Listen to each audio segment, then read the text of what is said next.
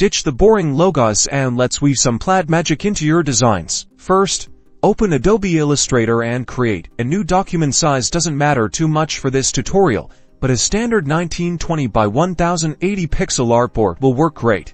Grab the type tool and type out the letter you want to plaidify. Choose a bold, blocky font for maximum impact. I'm using Impact, but experiment and find one you love. Make it nice and big. Now, with your letter selected, go to Type, then Create Outlines. This turns your letter into a vector shape. Next, select the Line Segment tool and draw a series of horizontal lines across your letterform. Make sure they are evenly spaced to create a consistent plaid effect. Select all of your horizontal lines, then go to Object, Pattern.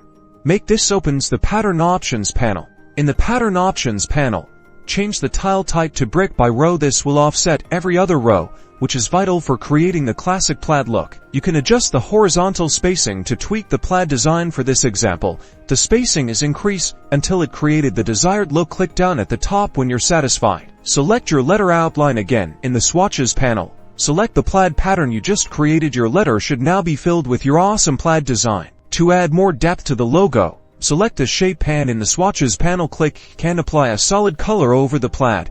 Now change the blend mode to multiply to create darker effect. And there you have it, your very own plaid letter logo. Experiment with different colors, fonts, and spacing to create endless variations.